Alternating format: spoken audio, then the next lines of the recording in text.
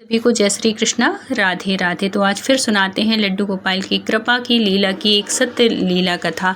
तो ये जो सत्य लीला कथा है, इस कहानी के माध्यम से आपको बहुत कुछ सीखने को मिलेगा और आपसे जो त्रुटियां होती हैं, जो गलतियां होती हैं, मेरे वीडियो बनाने का उद्देश्य सिर्फ यही है कि आप ये त्रुटि आपसे ना हो, जिससे कि आपके कन्हैया भी कभी रुष्ट ना हो, जो गलती इन भक्त से हुई है। तो अगर आपकी पहचान में, आपके घर में, आस में, पड़ोस में जो भी लड्डू गोपाल की सेवा करते हैं, उन तक ये वीडियो ज़रूर शेयर करिएगा, जिससे उनसे भी कोई त्रुटि ना होगी। तो ये जो सत्य लीला कथा है, ये रेखा जी ने शेयर की है। रेखा जी के पड़ोस में ये जो घटना है वो घटी थी। क्या था कि इनके पड़ोस में भी लड्डू गोपाल की सेवा शुरू हुई थी। पहले ये सेवा नहीं करते थे, लेकिन जन्माष्टमी आने वाली थी, तो जन्माष्टमी में सभी लोग जिनके घर में लड्डू गोपाल नहीं होते हैं, या कि देखा सीखी भी लोग लड्डू गोपाल की सेवा करना चाहते हैं कि उनके घर में लड्डू गोपाल हैं तो हम भी अपने घर लड्डू गोपाल लाएंगे। लेकिन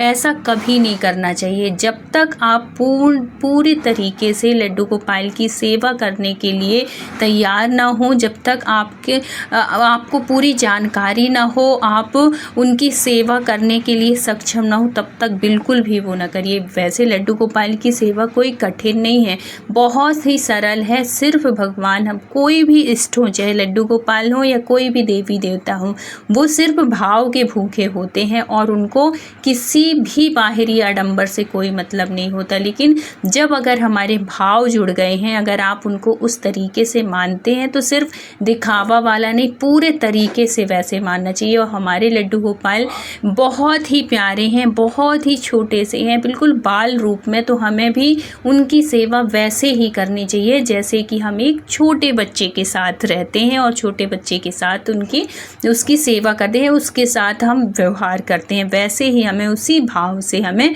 अपने लड्डू गोपाल की सेवा भी करनी चाहिए। तो इनकी जो पड़ोसन थी, तो उसने भी देखा कि रेखा जी बहुत सेवा करती हैं, बहुत अच्छे से, और वो बीच बीच में जैसे कुछ भी त्यौहार होता था, कुछ भी होता था, तो वो प्रसाद भी देती थी। और जो भक्त होता है ना, वो अपने कन्हैया की लीलाएं बहुत, मतलब उनको ऐसा लगता है कि वो कोई भी बात करें तो अपने कन्हैया से ही रिलेटेड करें, भगवानों की बात करें, ऐसे वो हमेशा वो किया करती थी। तो इसको भी सुनते सुनते बड़ा अच्छा लगने लगा। तो इसने भी सोचा कि अब जो जन्माष्टमी आएगी, उससे पहले मैं भी अपने घर में कन्हैया जी लेके आऊँगी और मैं भी बहुत अच्छे से सब कुछ करूँगी, जन्माष्टमी मनाऊँगी। क्योंकि रेखा जी बहुत ही अच्छे से धूमधाम से जन्माष्टमी मनाती थी, लड्डू गोपाल का जन्मदिन मनाती थी। वैसे ही वो बिल्कुल करती थी जैसे कि हम एक बच्चे के लिए सब कुछ करते हैं ना, वैसे ही अपने घर को डेकोरेट करती थी। वैसे ही खूब सुंदर सुंदर अच्छे गुब्बारे से सजाती थी, मंदिर सजाती थी, फूलों से सजाती थी, बहुत सुंदर लड्डू गोपाल के लिए न्यू वस्त्र लाती थी। जैसे हम उसी तरीके से लड्डू गोपाल की सेवा करनी चाहिए जैसे कि हम अपने बच्चे के लिए, कोई भी कुछ भी होता है, जैसे बच्चे का जन्मदिन होता है तो हम पहले से तैयारी करते हैं ना, उसके लिए नए कपड़े लाएंगे, उसकी सारी ज़रूरतों, मतलब जो उसको पसंद होगा हम वही करते हैं उस दिन। वैसे ही भाव से हमें जन्माष्टमी का त्यौहार भी मनाना चाहिए कि हमारे कन्हैया को क्या क्या पसंद है, उसी भाव से हमें जन्माष्टमी मनाना चाहिए। जैसे कन्हैया को हमारे बांसुरी बहुत पसंद है, तो उस दिन जन्माष्टमी के दिन आप उनको बांसुरी ज़रूर गिफ्ट में दीजिए, उनको नए वस्त्र लेके आइए, उनके लिए माखन मिश्री का भोग लगाइए, उनके लिए पंजीरी का भोग, मतलब जितना हो सके आप, अगर आपकी हैसियत है, अगर आप कर सकते हैं तो आप उनको 56 भोग लगाइए, 51 भोग लगाइए, 11 लगाइए, 21 लगाइए, मतलब जितनी आपकी हैसियत हो या कि जितना आपका भाव हो उस हिसाब से। देखो, भगवान की सेवा के लिए ज़्यादा से ज़्यादा, कम से कम कोई वो नहीं है, लेकिन उसके साथ आपके भाव जुड़े होने चाहिए। भाव सिर्फ इसलिए नहीं कि दूसरे कर रहे हैं तो हम भी करें, इस भाव से नहीं, भाव आपके अंदर से आना चाहिए कि हम अपने कन्हैया को कैसे सजा के रखें, कैसे उनके लिए क्या करें कि हमारे कन्हैया हमसे बहुत प्रसन्न हो जाए। तो रेखा जी जो थी वो बहुत कन्हैया को मानती थी, बिल्कुल अपने बच्चे के जैसे, उनकी हर प्रसन्नता का ध्यान रखती थी, उनको त्योहारों में ज़रूर न्यू वस्त्र पहनाती थी, कुछ भी हो बहुत ही अच्छे से उनकी सेवा करती थी, बहुत ही भाव से जुड़ी हुई थी। और इसकी वजह से जब हम भाव से जुड़ते हैं ना, तो हमारे कन्हैया भी हमें ज़रूर अनुभूति कराते हैं। उनके कन्हैया भी उनको बहुत अनुभूति कराते थे, बहुत लीलाएं होती थी।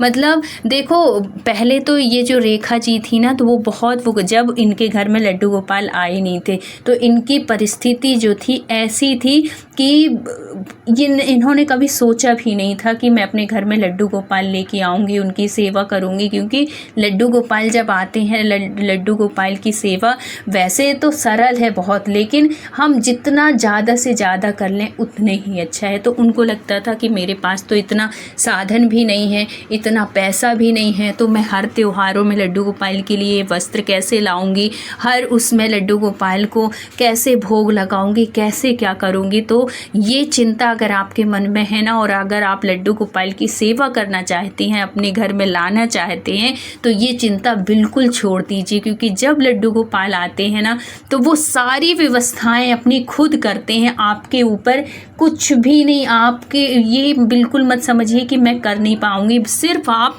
भाव रखिए कि हमें उनकी सेवा करना है। वो स्वयं इतने आपको इतना सक्षम बना देते हैं ना, कि आप कभी सोचेंगे कि मैं पहले कैसी थी, या मैं पहले मेरी स्थिति कैसी थी और आज की स्थिति मेरी कैसी हो गई। तो इतने दयालु हैं, इतने कृपालु हैं। सिर्फ आप अपने मन में विचार रखिए कि मुझे इनके लिए ये करना है, वो कैसे व्यवस्था हो जाती है आपको खुद पता नहीं चलेगा, और वो चीज़ आपकी हो जाएगी। इतने दयालु हैं हमारे कन्हैया। बस ये भाव के भूखे हैं, अगर आप भाव से करेंगे तो वो चीज़ ज़रूर पूरी होती है। तो उनके साथ भाव बहुत ज़रूरी, उनके साथ कोई रिश्ता बहुत ज़रूरी है। तो ये रेखा जी कैसी स्थिति से इतनी अच्छी आज की स्थिति है कि अगर वो रोज़ भी उनको वस्त्र पहनाए ना तो कम है, और करती भी हैं रेखा जी बहुत ही भाव से। वो हर हफ्ते जैसे उनको सोचो, जो कि एक स्थिति ऐसी थी कि 2 जोड़ी वस्त्र 3 जोड़ी वस्त्र के लिए भी उनको सोचना पड़ता था, और आज की स्थिति ऐसी है कि वो हर हफ्ते उनके लिए वस्त्र लेके आती हैं, और दिन के हिसाब से उनको वस्त्र पहनाती हैं। सोमवार है तो नीला पहनाएंगी, वाइट पहनाएंगी, मंगल है तो वो वाला जो ऑरेंज कलर होता है वो पहनाएंगी, बुध को ग्रीन पहनाएंगी, गुरुवार को मतलब दिन के हिसाब से अब वो अपने लाला के, अपने लड्डू गोपाल के वस्त्र धारण कराती हैं। इतनी कृपा है भगवान की, और ये बहुत दयालु है सच में। जिनके भी लड्डू गोपाल हैं ना, वो इस अनुभूति को महसूस कर सकते हैं कि कितनी कृपा करते हैं बिहारी जी, हमारे ठाकुर जी। तो अब क्या होता है कि ये जो पड़ोस में ये रहती थी ना, जिनके घर लड्डू गोपाल कुछ दिन से सेवा कर रही थी, रेखा जी की पड़ोसन, ये क्या करती हैं कि जन्माष्टमी जैसे आने वाली होती है तो कुछ दिन पहले से इनने सेवा शुरू कर दी थी। मतलब 1 महीने पहले ये अपने घर में लड्डू गोपाल लेके आई थी। तो 1 महीने से रोज़ जैसे नहलाओ तो लड्डू गोपाल जो होते हैं ना, वो थोड़ी सा उनका जो कलर होता है वो थोड़ी सा दब जाता है, थोड़ी सा काले काले से हो जाते हैं। तो जन्माष्टमी में क्या करना चाहिए कि जन्माष्टमी में पंचामृत का आप स्नान कराओ, या कि फिर चंदन का स्नान कराओ। ठीक है, चंदन भी अगर आप लगा के उनका स्नान कराते हैं ना, उससे भी केसर थोड़ी सा केसर मिला लो, थोड़ी सा चंदन मिला लो, थोड़ी हल्दी मिला लो, और ऐसे करके आप उनको स्नान कराएंगे, तब भी आपके जो लड्डू गोपाल हैं, जो आपकी मूर्ति है, वो बहुत अच्छे से चमक भी जाती है, चेहरे में चमक भी आ जाती है। और फिर तो हमारे लड्डू गोपाल कोई मूर्ति के भाव से तो हम करते नहीं हैं, उनको तो हम एक रिश्ते के साथ उनकी सेवा करते हैं ना। तो पंचामृत से स्नान जरूर कराने चाहिए। तो इन्होंने सोचा, देखो ये भाव तब आते हैं जब हम उनसे जुड़ते नहीं हैं। जब तक हम भगवान से, लड्डू गोपाल की हम कितने वर्ष तक सेवा कर लें। बहुत से लोग कहते हैं कि हम तो इतने वर्षों से सेवा कर रहे हैं, हमें तो आज तक स्वप्न में लड्डू गोपाल नहीं देखे, हमें तो आज तक कोई अनुभूति नहीं कराए, हम तो पहले जैसे थे आज भी वैसे ही हैं। तो ऐसा क्यों होता है? ऐसा तभी होता है जब हम उनके साथ कोई रिश्ता नहीं बनाते हैं, और उनका और हमारा कोई भाव नहीं मिलता है। सिर्फ हम एक काम के नाते उनकी सेवा करते हैं, सिर्फ मूर्ति है तो उनको स्नान कराना ज़रूरी है, दोपहर में भोग लगा तो हम भोग लगा दिए, बाकी कोई भाव नहीं लगा है कि ये हमारे छोटे से बच्चे हैं कि इनकी हम सेवा कैसे करें, कि उनसे प्यार से बातें करें, उनसे ये कुछ भी नहीं। कोई जब आप उनके साथ कोई इस तरीके से रहेंगे नहीं तो वो कैसे आपके प्रति ऐसे भाव होंगे ना, और कैसे अनुभूति कराएंगे। तो भाव बहुत ज़रूरी है। इसीलिए आपके कन्हैया जो हैं वो ना तो आपको स्वप्न में दर्शन देते हैं और ना ही कोई अनुभूति कराते हैं। तो अब क्या था कि इनके मन में कोई ऐसा भाव नहीं था। ये सिर्फ एक उस नाते करती थी कि हमारे घर में है लड्डू गोपाल तो हमें करना है, सब लोग करते हैं इसलिए हम भी कर रहे हैं। बाकी कोई जुड़ाव नहीं था, लगाव नहीं था उनका। तो अब क्या होता है कि जन्माष्टमी आने वाली थी तो इनको लगा कि मैं भी अपने लड्डू गोपाल को अच्छे से स्नान करा दूँ, जिसमें कि ये जो सांवले से हो गए हैं, काली काली सी जो मूर्ति हो गई है, तो ये चमक जाएंगे। तो इन्होंने क्या किया कि जैसे पीतल के जो बर्तन होते हैं या पीतल की जो चीज़ होती है, तांबे की, पीतल की, तो उसको हम पीताम्बरी से साफ़ करते हैं तो चमक आ जाती है ना। वैसे ही इन्होंने सोचा कि जब ये बर्तन वो होते हैं तो पीताम्बरी से मैं इनको, जो कि भगवान की मूर्ति को पीताम्बरी से कभी नहीं वो करना चाहिए। कोई मूर्ति बस नहीं है इनके, जब तक आप भाव से नहीं करेंगे तब तक कुछ भी नहीं हो सकता। आप कितनी भी सेवा कर लो, कितना भी कुछ भी कर लो, तो इनके साथ तो कोई भाव जुड़ा नहीं था।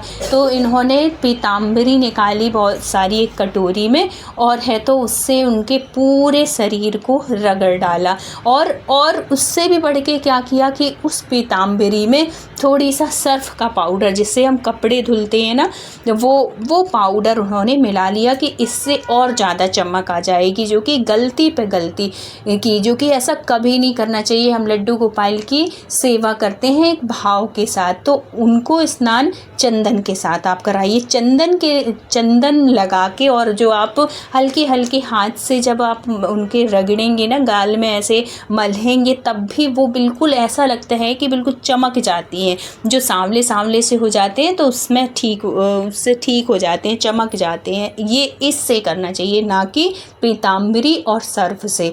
और फिर इसको करने के बाद फिर जो पीताम्बरी जो उनके लग जाती है, जैसे आँख के साइड में लग गई, नोज़ है उसके साइड में लग गई, थोड़ी सा ओंठ जो उनकी रहती है थोड़ी गहराई ऐसी रहती है ना, तो वहाँ पे लग गई। अब ये जल से स्नान कराएं तो वो छूटे ना, तो अब वो क्या करती हैं कि ब्रश जो रहता है, ब्रश से लड्डू गोपाल को साफ़ कर देती हैं, चलाती हैं। तो ब्रश की वजह से नाक के साइड में और है तो लिप्स के नीचे, लिप्स के पास पूरे में निशान बन जाते हैं। जैसे धारी धारी सी बन जाती है ना, वैसे उस तरीके से उनके पूरे यहाँ पे निशान बने हुए थे। और जिसकी वजह से भी हुआ हो, पीताम्बरी की वजह से या सर्फ उन्होंने डाला था, तो वो चमकने की जगह उनके पूरे फेस में काले काले से धब्बे हो जाते हैं। कहीं साफ़ सुथरा बहुत वैसे चमक से रहे थे, कहीं धब्बे, कहीं चमक रहे थे, कहीं धब्बे, मतलब पूरा फेस जो कि वो सोच रही थी कि बहुत अच्छे चमक जाएंगे, ऐसा लगेगा कि जैसे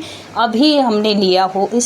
इस तरीके से उन्होंने सोचा था कि बहुत अच्छे से चमक जाएंगे, लेकिन वो हुआ उल्टा, और उनके पूरे चेहरे में धब्बे धब्बे हो गए। साइड में जो ब्रश चलाई थी, नोज़ के साइड में वहाँ निशान, लिप्स के पास निशान, पूरे में। अब वो कब वस्त्र भी पहना रही हैं, सब कुछ पहना रही हैं, लेकिन सब कुछ लगाई, लेकिन वो निशान नहीं जा रहे थे। वो निशान एकदम से ऐसा लग रहा था जैसे परमानेंट से पड़ गए, जैसे बच्चे के जो फफोले से गाल में हो जाते ना, उस तरीके से, जैसे नाखून बच्चा मार लिया तो ऐसे वो निशान बन जाते ना, उस तरीके से उनके पूरे फेस में निशान बने हुए थे। और फिर बाद में देखो, ये चीज़ ना जब हम भगवान के साथ करते हैं तो उनको भी कष्ट होते हैं, उनको भी तकलीफ़ होती है, क्योंकि वो हमारे घर में विराजित होते हैं, इतने दिन से सेवा चलती रहती है उनकी, तो उनके भाव जुड़ जाते हैं अपने भक्त के साथ। चाहे भक्त के जुड़े या ना जुड़े, तो उनको तो तकलीफ़ होती है।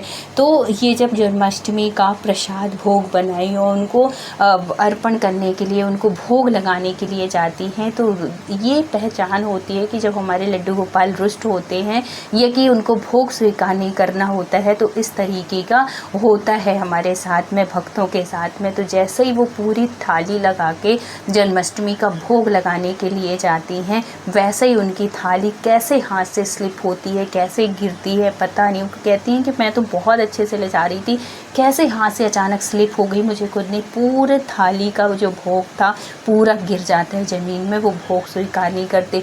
दोबारा लेके जाती हैं, बहुत अच्छे से संभाल के लेके जाती हैं, वहाँ पे रखती हैं और जैसे ही भोग लगाने के लिए करती हैं कि उसमें मक्खी गिर जाती है खीर में और दूसरे में कहीं कुछ बाल मिल जाता है। इस तरीके से भगवान भी अपनी रुष्टता इस तरीके, देखो वो भगवान है, वो साक्षात प्रकट होकर आपके सामने ये नहीं बोलेंगे, लेकिन ये कुछ संकेत होते हैं जब हमसे भगवान रुष्ट होते हैं। फिर क्या होता है, इस तरीके से उनका चला। अब वो जो उन्होंने बनाया हुआ था वो कोई भोग नहीं स्वीकार की, बस सिर्फ क्या था कि जो फ्रूट थे अब उन्होंने सिर्फ उसका भोग लगाया। मन में दुखी तो बहुत हुई, क्योंकि कोई भी भक्त तो सेवा कर रहा है, सब कुछ हो रहा है तो उनको दुख तो होता है। अब क्या होता है कि दूसरे दिन ये सारी बात उनसे रेखा जी से बताती हैं, तो रेखा जी फिर उनको ये सब समझाती हैं कि देखो तुमने यहाँ पे ये गलती की है। सबसे पहले पीताम्बरी से कभी नहीं नहलाना, जैसे कि मैंने पहले बताया, चंदन से हमेशा उनको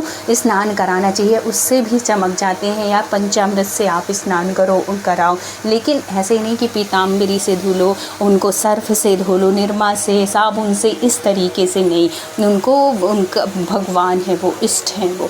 तो इस तरीके से तुमने गलती की और इसी गलती की वजह से उन्होंने तुम्हारा भोग स्वीकार नहीं किया। तो अब ये गलती दोबारा मत करना और उनसे क्षमा मांगो, प्रार्थना करो उनसे कि हे भगवान, हे लड्डू गोपाल, मेरे से ये जो गलती हुई है, मेरे से ये जो त्रुटि हुई है, उसको माफ़ करो और आज के बाद मैं ऐसी गलती दोबारा नहीं करूँगी। तो वो बहुत दयालु हैं, बहुत करुणामयी है, वो तुम्हारे अपराध को, तुम्हारी गलती को माफ़ करेंगे और फिर से तुम्हारे ऊपर कृपा बरसाएंगे। तो उन्होंने माफ़ी मांगी उनके सामने, फिर कन्हैया की कृपा हुई कि उन्होंने कभी ये दोबारा गलती नहीं हुई और आज अब उनको भी उनकी अनुभूतियाँ होने लगी हैं, उनका एहसास होने लगा है।